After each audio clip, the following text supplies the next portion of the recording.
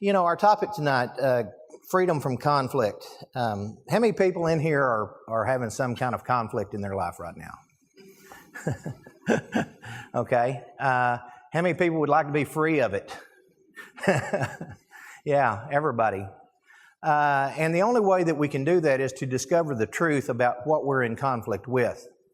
Now, there's a lot of people out there that are going to tell you that they know what the truth is and that they're going to share the truth with you. And I'm going to tell you right now, tonight, that is not what we're going to talk about, okay? Because I don't know what the truth is for you.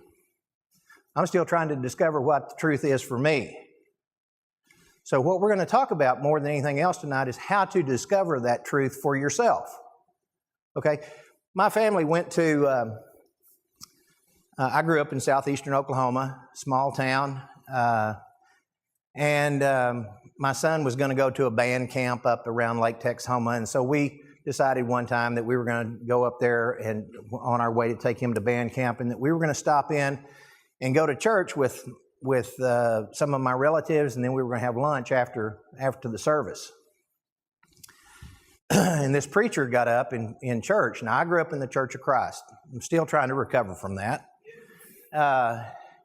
But this preacher got up in the Church of Christ, and he said, today, what I'm going to tell you is the truth.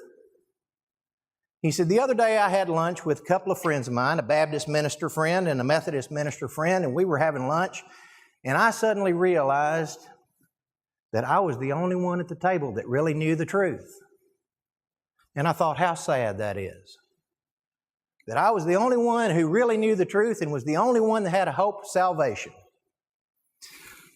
So I'm sitting there trying to not jump out of my skin and just endure the hour so that I can have lunch with my family and then leave. And so we get out in the car and we're getting ready to leave. And so I turned to my children and I asked them, I said, did y'all pay attention this morning? And they said, yes, sir. I said, well, what did this man talk about? And my son said, well, he talked about the truth. And I said, well, what is the truth? He got real quiet and contemplative. And I said, well, I'm going to tell you what the truth is. Truth is, that man's full of crap. I want y'all to forget everything he had to say. Because I don't want someone else telling me what my truth is. We do that a lot in our families. We do that a lot in our careers. We have people in positions of authority with our government that are always trying to tell us what the truth is. And how many of us are guilty of just accepting whatever it is that someone says to us and take that as the truth and then try to make that work in our lives? I've done it my whole life. The good book says, you shall know the truth, and the truth will set you free, John 8:32.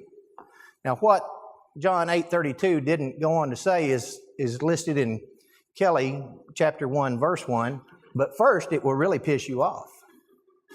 That's what the truth will do.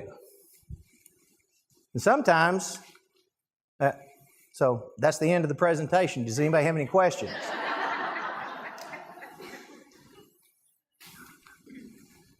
The problem is that we have a real hard time sometimes discovering what is the truth and what is fiction.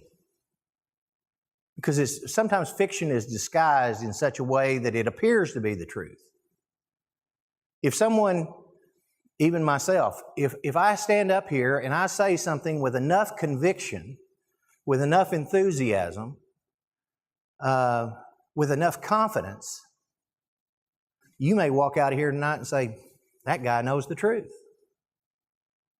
And what I want to challenge you right now is, I don't want anybody walking out of here tonight taking something that I'm saying from this podium and attempting to make that work in your life without first thoroughly investigating it for yourself.